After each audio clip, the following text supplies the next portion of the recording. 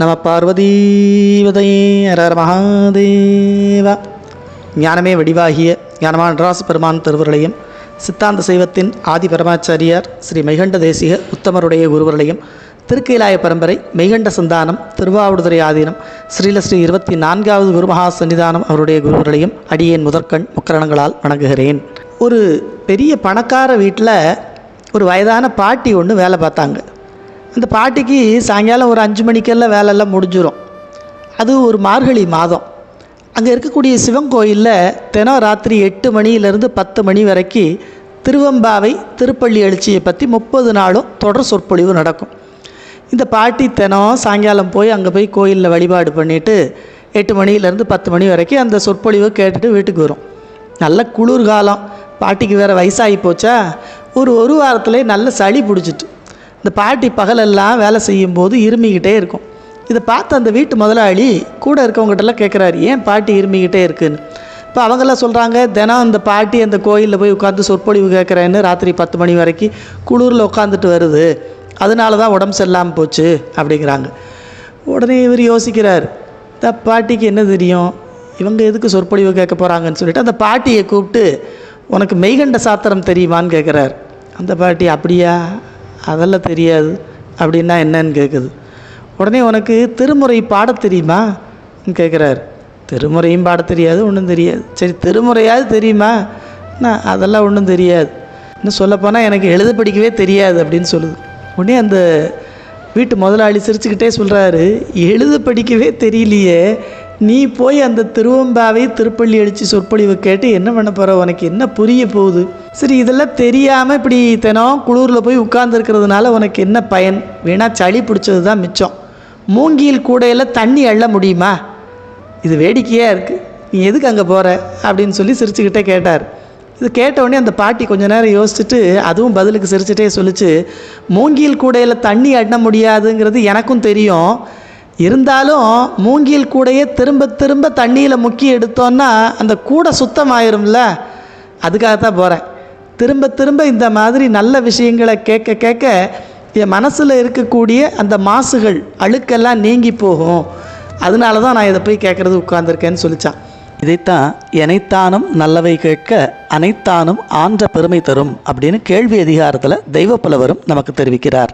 இதே தான் அப்பர் பெருமான் திருமார்பேறு பதிகத்தில் ஏதும் ஒன்றும் அறிவிலராயினும் ஓதி அஞ்செழுத்தும் உணர்வார்கட்கு பேதமின்றி அவரவர் உள்ளத்தே மாதும் தாமும் மகிழ்வர் மார்பேரரே அப்படின்னு நமக்கு அருள் செய்கிறார்.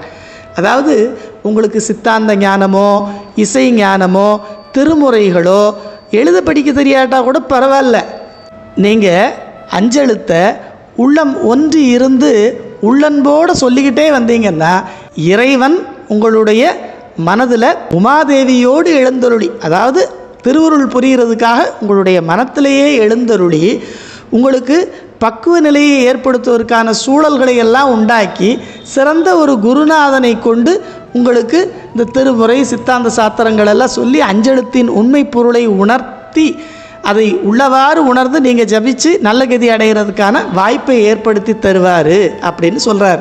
இதையே ஒரு படி மேலே போய் மூளும் வினை சேர அப்படிங்கிற திருச்செந்தூர் திருப்புகளில் மாசில் அடியார்கள் வாழ்கின்ற ஊர் சென்று தேடி விளையாடியே அங்கனே நின்று வாழும் மயில் வீரனே செந்தில் வாழ்கின்ற பெருமாளே அப்படின்னு அருணகிரிநாதர் நமக்கு அருள் செய்கிறார்.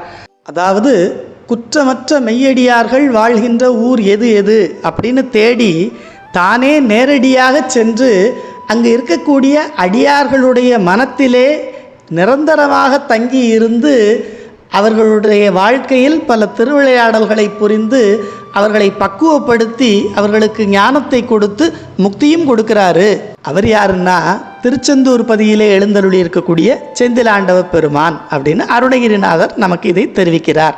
இதன் மூலமாக நமக்கு என்ன தெரியுதுன்னா, அந்த பாட்டி சொன்ன மாதிரி எப்படி மூங்கில் கூடைய தண்ணீரில் முக்கி முக்கி எடுக்க எடுக்க அந்த கூடை சுத்தமாகுமோ, அதே போல் இந்த நல்ல விஷயங்கள் அதெல்லாம் கேட்க கேட்க நம்முடைய மன மாசுகள் நீங்கி நம்முடைய மனம் தூய்மையாகும். தூய்மையான மனத்தில் இறைவன் எழுந்தருளி நமக்கு அருள் பாலிப்பார். அப்படிங்கிறது நமக்கு தெளிவாக தெரிகிறது. அதனால் உங்களுக்கு பெரிய சாஸ்திர ஞானம் இல்லை, சங்கீத ஞானம் இல்லை, திருமுறைகளை படிக்கக்கூடிய அளவுக்கு உங்களுக்கு தமிழ் அறிவு இல்லை, இன்னும் எழுத படிக்கவே தெரியல, ஒன்றும் பிரச்சனை இல்லை. நீங்கள் அஞ்செழுத்தை உள்ளன்போடு சொல்லிக்கிட்டே இருந்தீங்கன்னா இறைவனே உங்களுக்கு இந்த ஞானத்தை எல்லாம் கொடுக்கக்கூடிய அளவுக்கு, இந்த ஞானத்தை உணரக்கூடிய அளவுக்கு ஒரு பக்குவத்தை உங்கள் மனதிலே ஏற்படுத்தி இந்த ஞானத்தை கொடுக்கக்கூடிய குருநாதரையும் உங்களுக்கு அனுப்பி உங்களை நல்ல நிதிக்கு கொண்டு செல்வது முக்காலும் உறுதி. அதனால் எனக்கு எதுவும் தெரியல அப்படின்னு சொல்லி பேசாமல் இல்லாமல், இன்னும் பாண்டி நாட்டிலெல்லாம் ஒரு பழமொழி சொல்லுவாங்க, அதாவது அழுதுகிட்டு இருக்கிறத விட உழுதுகிட்டு இருக்கிறது நல்லதும்பாங்க. மழை இல்லையே அப்படின்னு சொல்லி வருத்தப்பட்டுட்டே இருக்காமல், மழை இல்லாத காலங்களில் உழுது மண்ணை பண்படுத்தி வச்சுருந்தோன்னா மழை பெஞ்ச உடனே விதைக்கிறதுக்கு தயாராக இருக்கலாம். அதனால் எனக்கு ஒன்றும் தெரியாது அப்படின்னு சொல்லி காலத்தை வீணை கழிக்காமல் நம்முடைய மனதிலே அஞ்செழுத்தை இருத்தி பெருமானை இருத்தி அதை உள்ளன்போடு சொல்லிக்கிட்டே வரும்போது நமக்கு ஞானம் கிடைப்பதும் அதன் மூலமாக இறைவனுடைய திருவடி பேர் கிடைப்பதும் முக்காலும் உறுதி. சிவா திருச்சிற்றம்பலம். நம பார்வதீவதையே.